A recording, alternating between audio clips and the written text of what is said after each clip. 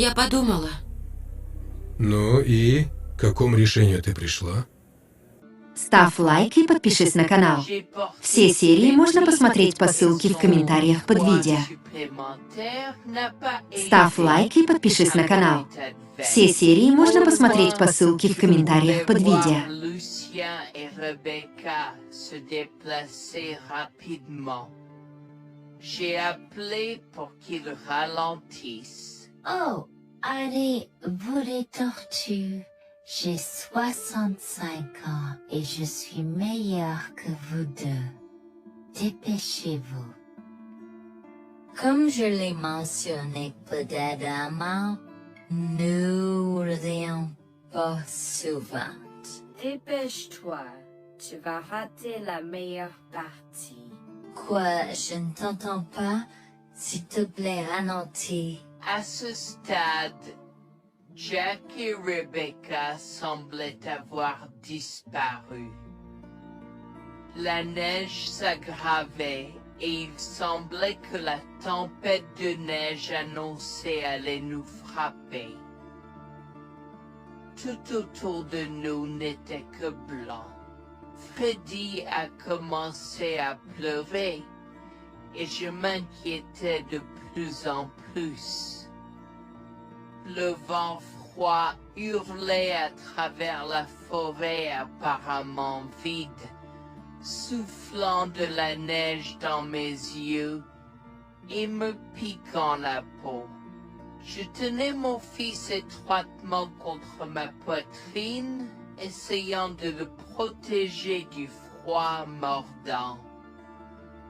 Alors que nous nous frayions un chemin à travers la neige, jusqu'aux genoux, à la recherche de tout signe d'aide, des heures s'étaient écoulées depuis que Jack et Rebecca nous avaient laissés abandonnés au milieu de nulle part, à des milles de la ville ou du prochain abri.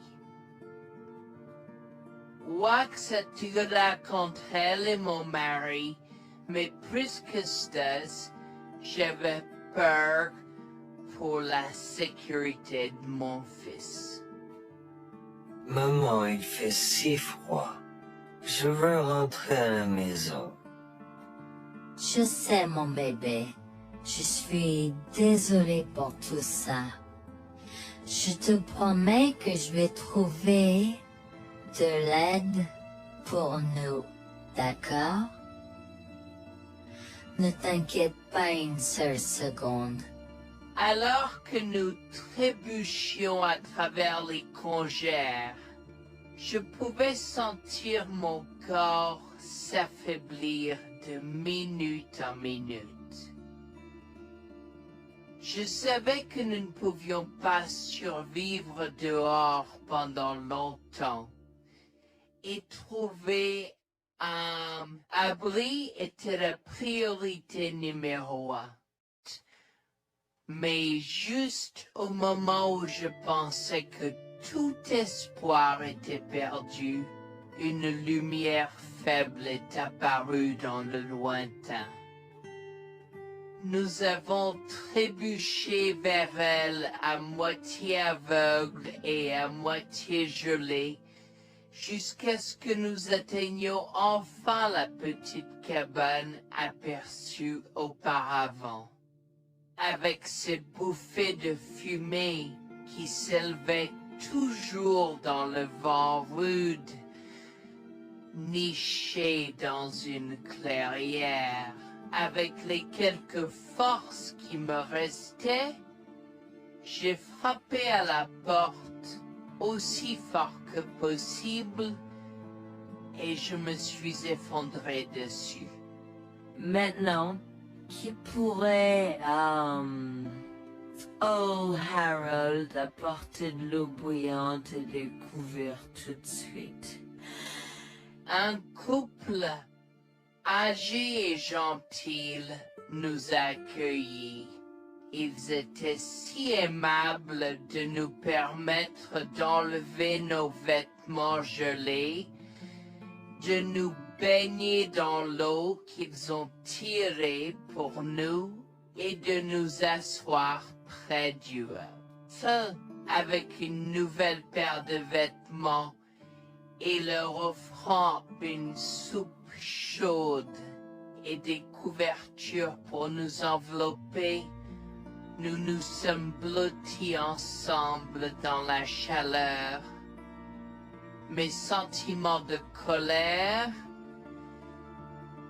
et de frustration ont commencé à bouillir. Comment ont-ils pu faire ça? J'espère qu'ils viennent dehors. Il y a plus de gens dehors? Nous devons aller les chercher. Non, ne te dérange pas, c'est ma belle-mère et mon mari inutiles. Ils nous ont laissé là pour geler. Tu dis un mensonge. Pourquoi ferais-tu une chose aussi horrible?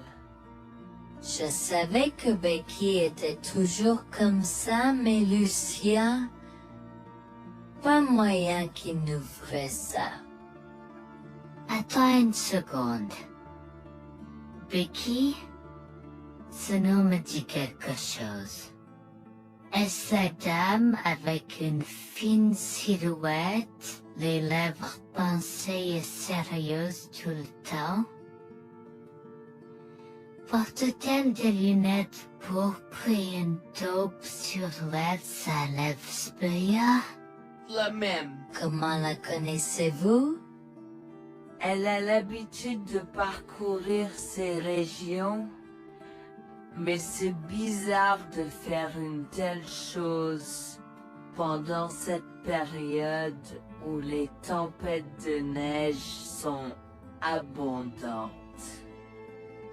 En fait, je ne l'ai jamais vue dans ces parages pendant cette période de l'année. Maintenant, chérie, s'il te plaît, dis-nous comment tu la connais. Je suis sa belle-fille. Nous sommes venus de Floride parce qu'elle n'avait jamais vu son petit-fils Freddy depuis sa naissance. Je voulais vraiment qu'ils se lient d'amitié et se connaissent, mais Anne semblait désintéressée, même après que nous soyons venus de si loin. Freddy était blotti contre moi, endormi dans mes bras, avec un sourire sur son visage. Dieu merci, il allait bien. Dieu merci, il était en sécurité. Comment son petit corps a survécu tout cela? Encore un mystère pour moi. Mais plus je le regardais, plus je devenais frustré par son père, inutile, et sa grand-mère. Elle est magnifique. Cela nous fait pleurer de savoir que cela se produit. Vous voyez, nous n'avons pas d'enfants. Nous ne pouvions pas en avoir. Alors nous avons décidé de venir vivre sur les montagnes. C'est la vie que nous avons toujours voulu, mais nous ne pouvons pas combler les lacunes dans nos cœurs. Donc, entendre que quelqu'un qui a la chance d'avoir un tel petit enfant a choisi d'être négligent est quelque chose que nous ne pouvons pas pardonner. Tu sais, j'ai toujours eu un drôle de pressentiment à propos de Becky, je te l'ai dit, Harold. Cette femme n'est pas normale dans sa tête.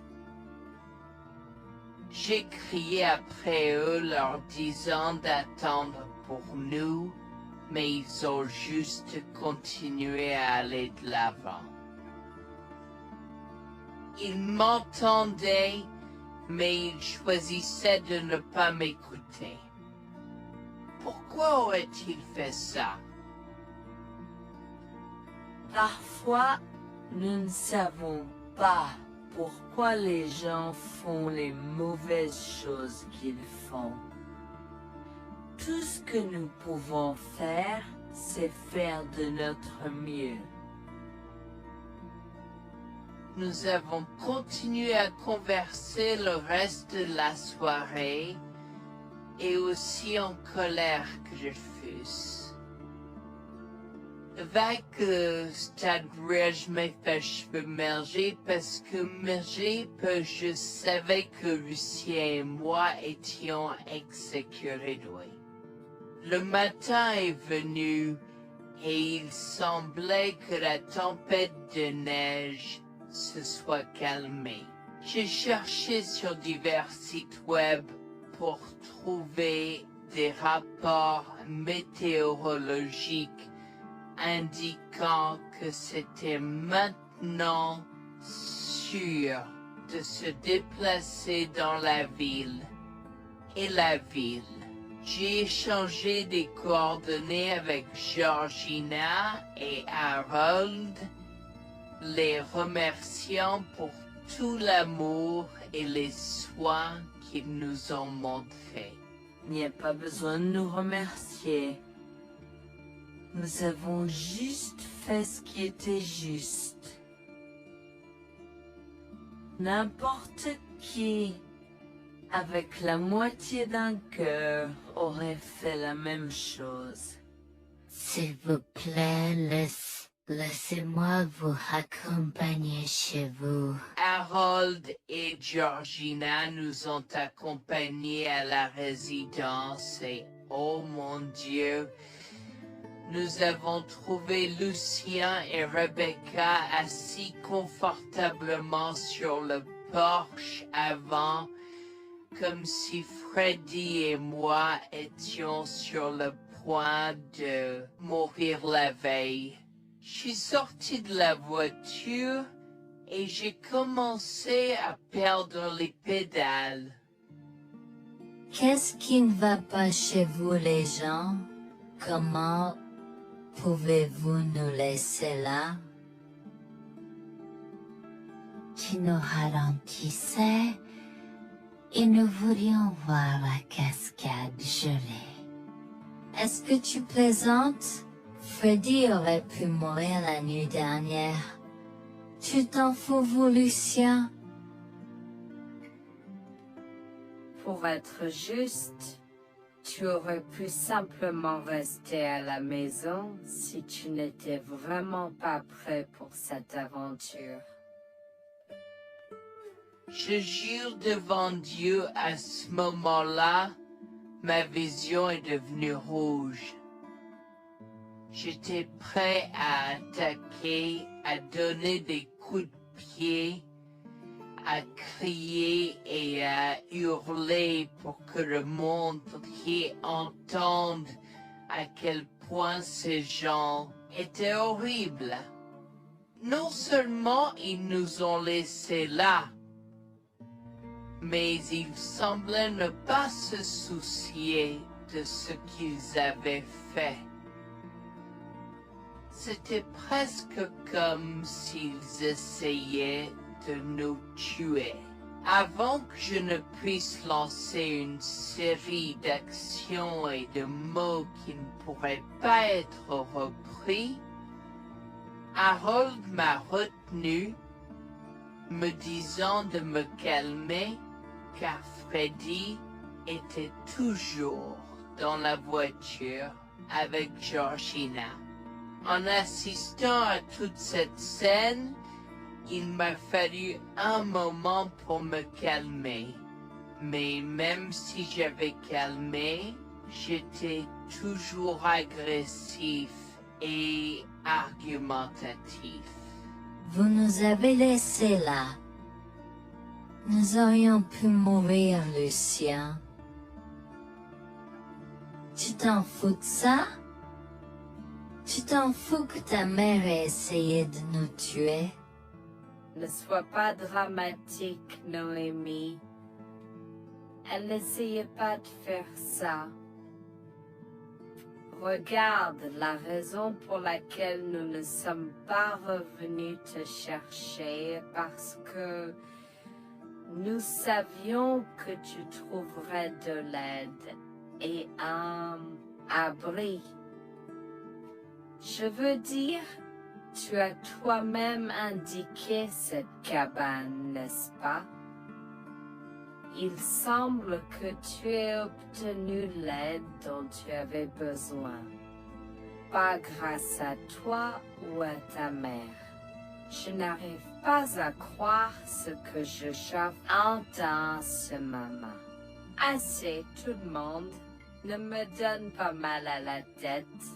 Comment peux-tu être si froid et sans cœur envers ta femme? J'ai la moitié d'une idée de venir te frapper. Essaie, vieil homme. Je te mets au défi. Écoute, Noémie.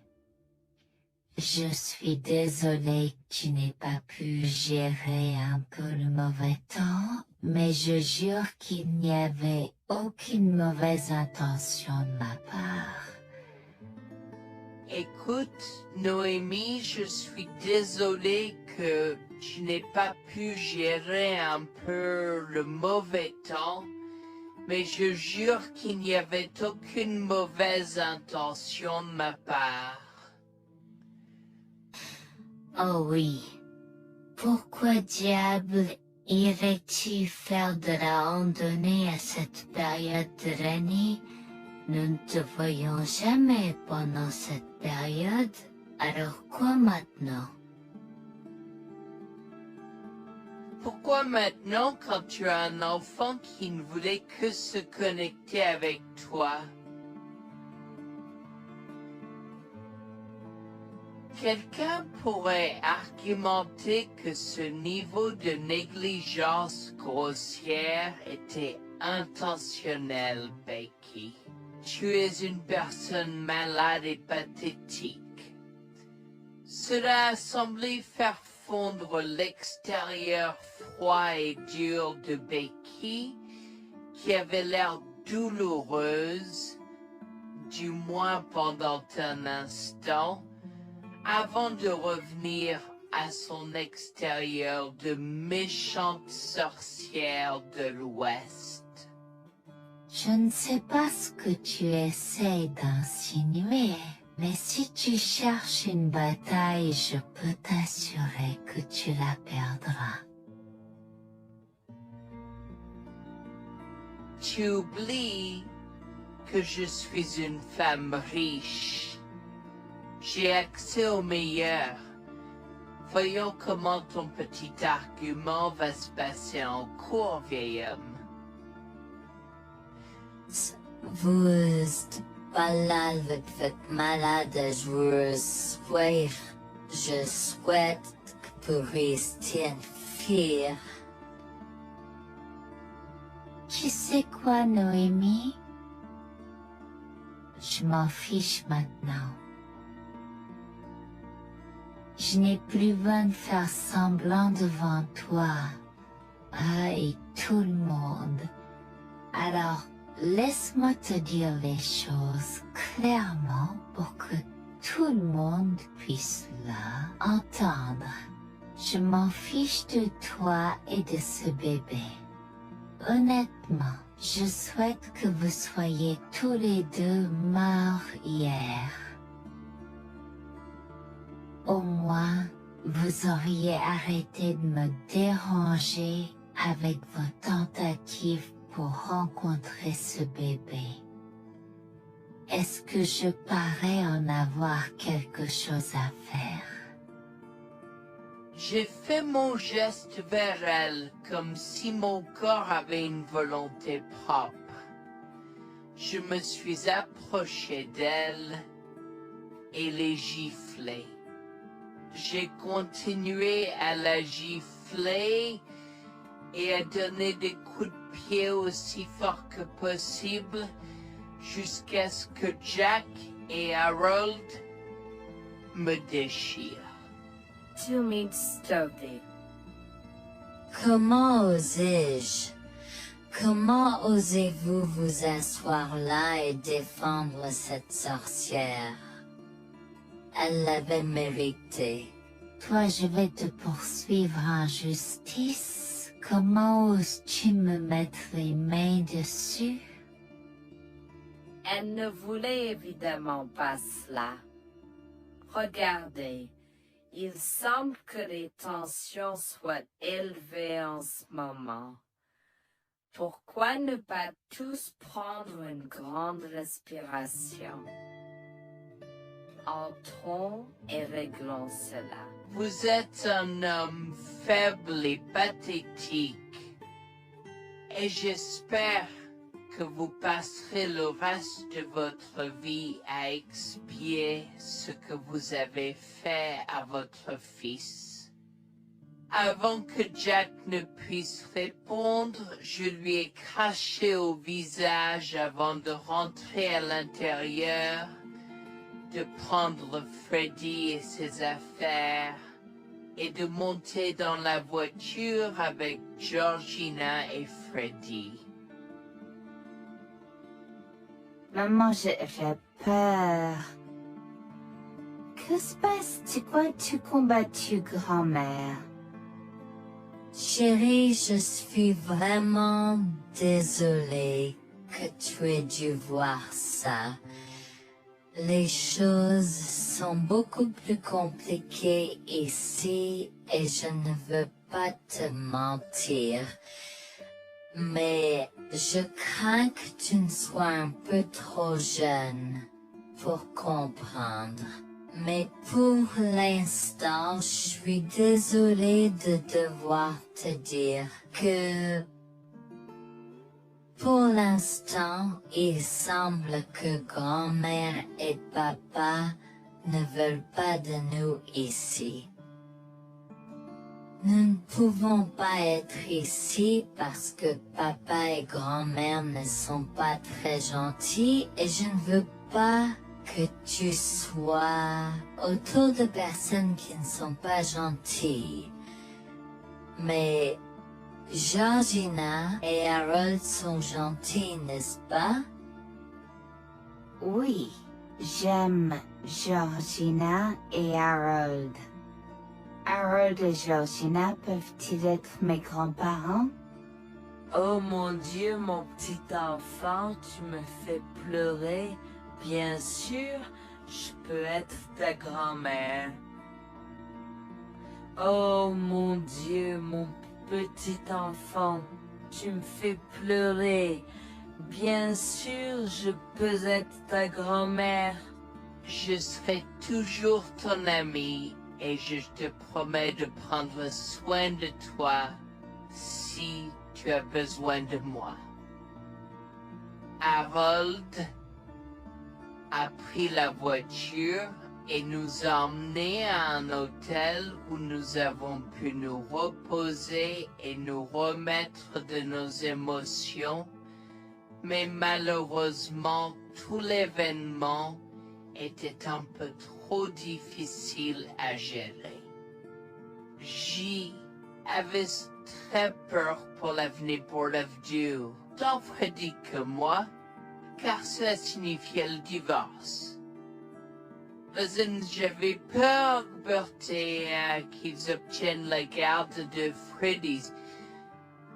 Décidé de parler au gymnase et s'est préparé de la question une fois que Freddy s'était endormi. Que vais-je faire? Je vais aller en prison? Nonsense. Cette sorcière ne portera pas plainte. Et si elle le faisait, elle ne le fera pas. Car nous avons des preuves de sa conspiration pour commettre un meurtre. Comment? Nous sommes toujours préparés, chérie. Nous avons secrètement enregistré toutes les preuves. Maintenant, vous pouvez emporter cet enregistrement avec vous et l'utiliser contre votre mari et belle-mère au tribunal. Vous êtes des anges déguisés. Comment avez-vous fait ça? Quand? Comment? Chut, mon enfant, ne t'inquiète pas de tout ça. Écoute simplement l'enregistrement audio. Nous avons écouté et effectivement toutes les preuves avaient été enregistrées, y compris la partie où j'ai attaqué physiquement sa mère. Maintenant, ils vont me faire pour coups et blessures. Oh mon Dieu, pourquoi je fais ça? Maintenant, Bonjour, je m'appelle Jeanne et j'ai 37 ans. Je rédige ceci parce que l'année dernière a été très difficile pour moi et mon mari Jules. Nous avons beaucoup progressé depuis cet incident et je veux juste partager cette histoire pour aider quiconque pourrait se trouver dans une position similaire. Laissez-moi d'abord vous raconter comment j'ai rencontré mon mari, adorable. Tout a commencé de la manière la plus inattendue, dans un hôpital. Jules et moi nous sommes retrouvés à passer une longue nuit devant la salle d'urgence remplie d'inquiétude et incapables de partir. Jules était là parce que sa sœur avait eu un grave accident de voiture alors que ma mère a souffert d'une crise cardiaque. Dans cet espace partagé d'inquiétude et d'incertitude, nous avons trouvé du réconfort dans la présence de l'autre. Nous avons parlé facilement, découvrant un terrain d'entente et une compréhension réelle. Comme nous avons réalisé que cela prendrait un certain temps avant d'avoir des nouvelles des médecins, nous avons décidé de faire une pause et de prendre un café au café de l'hôpital. Nous ne savions pas que ces rencontres fortuites allaient changer nos vies à jamais. Au fur et à mesure que la nuit se transformait en aube, nous avons échangé des numéros avant de nous séparer à contre-séance. Pendant que la condition de ma mère se stabilisait et qu'elle commençait sa convalescence, la sœur de Jules faisait face à un voyage plus difficile. L'accident l'avait laissée avec de graves lésions de la moelle épinière et des blessures cérébrales, et elle était paralysée de la taille aux pieds. Jules était dévasté, partagé entre le soulagement qu'elle ait survécu et la tristesse face aux défis qu'elle allait maintenant affronter. Au cours des mois suivants, Jules et moi sommes restés en contact, nous nous soutenons émotionnellement pendant les convalescences de nos proches. Nos conversations ont progressivement changé, nous permettant de partager nos espoirs, nos rêves et nos peurs. Dans l'un de ces échanges sincères, Jules a eu le courage de m'inviter à prendre un café, un rappel significatif de l'endroit où notre connexion avait d'abord fleuri. Notre amour a grandi rapidement, alimenté par la fondation que nous avons construite pendant nos moments les plus sombres. Welfare vers la réalité de l'autre et avons avoir un. Cela n'a pas pris longtemps pour que nous réalisions que nous avions trouvé quelque chose de vraiment spécial. Après 2 ans de fréquentation, Jules m'a demandé en mariage. Avec une joie débordante, j'ai dit oui avec enthousiasme. Notre mariage était une petite et intime célébration, honorant l'amour qui est né de nos épreuves partagées. À ce moment-là, la sœur de Jules avait besoin de soins spécialisés, et il, étant le membre de la famille le plus proche, a pris la responsabilité. Cependant, il avait également besoin d'un travail temps plein pour gérer les factures qui s'accumulaient. Inquiète qu'il soit accablé, Jules a travaillé sans relâche pour subvenir aux besoins de sa sœur et de notre avenir ensemble. Un jour, je l'ai assis et l'ai rassuré en lui disant que nous étions une équipe faisant le défi de la vie ensemble. Chérie, j'ai besoin de te parler de quelque chose d'important. S'il te plaît, prends place. De quoi s'agit-il? Tu as l'air sérieuse, tout va bien? D'une certaine manière, non. Je t'ai vu lutter pendant un certain temps maintenant, Tu sais que tu peux me demander de l'aide, n'est-ce pas? Bien sûr que je le sais. Je ne veux juste pas t'imposer mes problèmes, tu sais. Mon chéri, nous sommes une équipe. Je veux que tu te souviennes toujours de ça. Nous faisons face aux défis de la vie ensemble et il n'y a rien d'individuel dans notre relation, seulement la nôtre. Je veux te soutenir, toi et ta sœur, de toutes les manières possibles. Cela signifie beaucoup pour moi, bébé. Tu as été incroyable tout au long de tout cela. Je ne sais pas ce que je ferais sans toi. C'est exactement pourquoi je voulais en parler. J'ai réfléchi à la prise en charge d'Abby et à l'impact que cela a sur ton travail. Et si nous envisageons de la placer dans une maison de retraite? Et avant que tu ne poses la question, je connais une bonne où ma grand-mère était vraiment heureuse. Elle a même préféré cela à vivre à la Sommet. Je ne sais pas, je veux dire, c'est une décision importante et risquée à prendre. Je comprends, mais réfléchis, Greg. Cela permettrait de te trouver un meilleur emploi payant pour que nous puissions nous assurer qu'Abby reçoit les soins qu'elle mérite. Nous pouvons la visiter régulièrement et être toujours là pour elle. Mais cela soulagerait une partie de la charge sur tes épaules. Tu as raison. C'est un choix difficile, mais je fais confiance à ton jugement. Je suis heureuse que tu me laisses enfin t'aider. Crois-moi, les choses sont plus faciles quand on peut partager ses fardeaux avec quelqu'un. Je veux dire, c'est comme ça que nous nous sommes trouvés, non? Comment pourrais-je jamais l'oublier? Je t'aime tellement. Merci de rester à mes côtés. Tais-toi, pas besoin de remerciements. Tu sais que je serai toujours là pour toi. Je t'aime aussi, chérie. Jax m'a fait confiance et nous avons trouvé une maison de retraite pour Abby. Au cours des prochains mois, Jax a trouvé un travail mieux rémunéré et a rendu visite à sa sœur tous les jours. Le rétablissement d'Abby a progressé de manière surprenante bien qu'elle soit paralysée. Elle a commencé à se déplacer dans la maison de retraite dans son fauteuil roulant, déterminée à explorer. La maison de retraite permettait aux résidents de sortir avec des membres de leur famille enregistrés, alors je lui ai envoyé une allocation mensuelle pour l'aider à s'amuser. La mère de Jax, Grégoire, a entendu parler de son dévouement au bien-être d'Abby et des efforts qu'il a déployés pour s'occuper d'elle. Grégoire est venu à notre domicile, les larmes aux yeux, pour exprimer à quel point il était fier de son fils, Orap. Mère, pourquoi pleures-tu? Qu'est-ce qui ne va pas? Je veux juste que tu saches à quel point je suis fier de toi, Jules. Tu as montré une telle force et compassion en prenant soin d'Abby.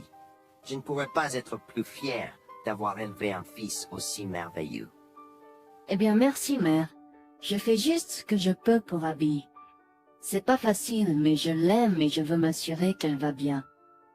Tu as fait plus que suffisamment, mon chéri. Je ne veux pas que tu portes ce fardeau seul. Je veux prendre le relais et rendre visite à Abby plus fréquemment.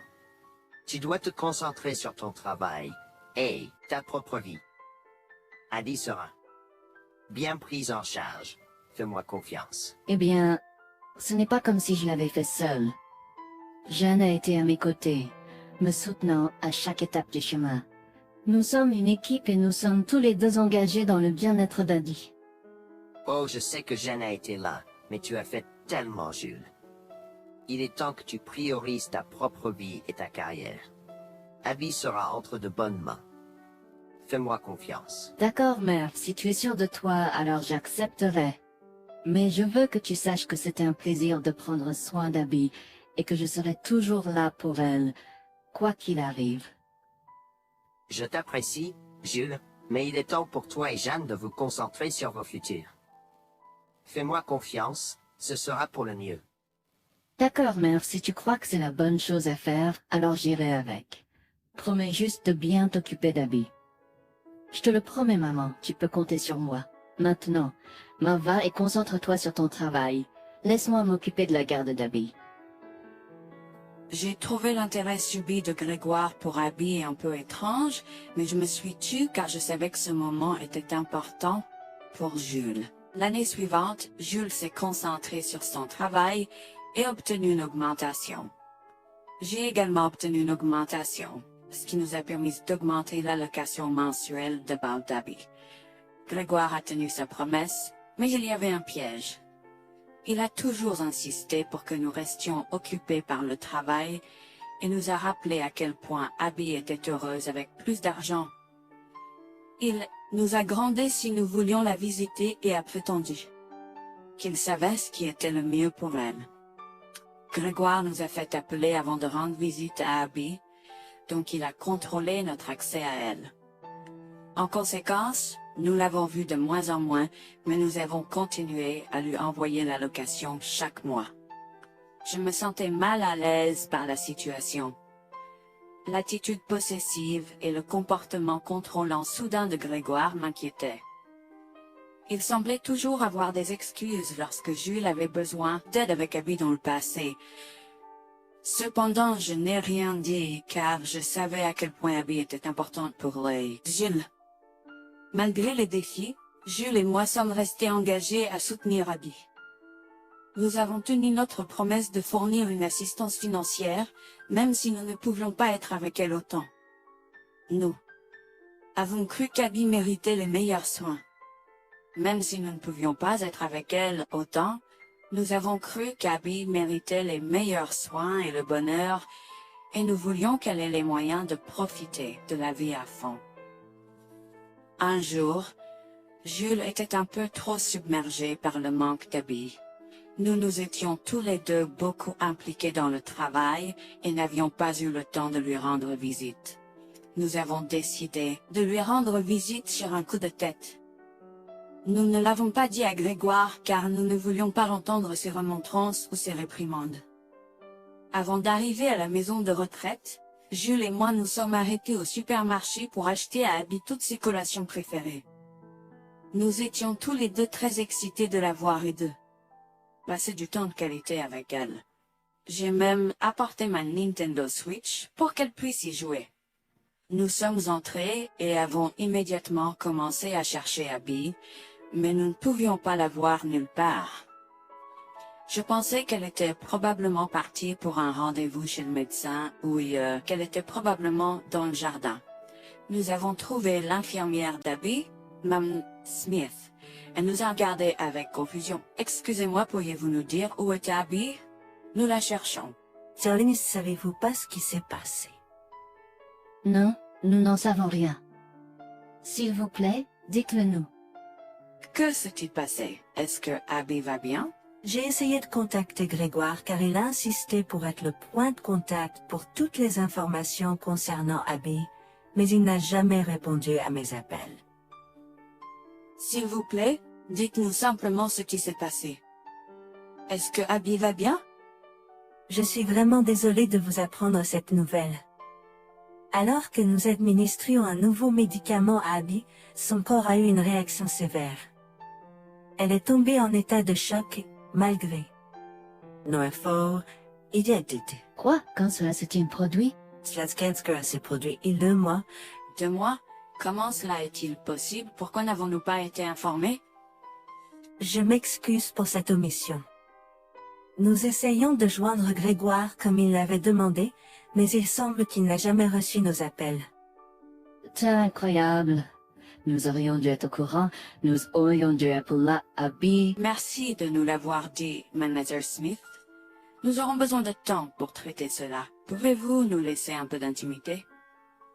Bien sûr, prenez tout le temps dont vous avez besoin. Je serai là si vous avez des questions ou si vous avez besoin d'aide. Je suis vraiment désolée pour votre perte. Je pouvais sentir le monde de Jules s'effondrer et le mien aussi. Bien que Abby ne soit pas ma propre sœur, je la traitais comme telle. Je m'efforçais de la connaître. Au fil du temps, je suis absolument tombée amoureuse d'elle. Nous étions comme des sœurs. Abby a été si pleine de vie malgré sa situation. Jules était un désordre de larmes, pendant que je ne pouvais tout simplement pas me résoudre à pleurer. Je me sentais tellement engourdie. Je ne pouvais pas croire que Abby était partie. Je me sentais tellement coupable qu'elle ait souffert toute seule.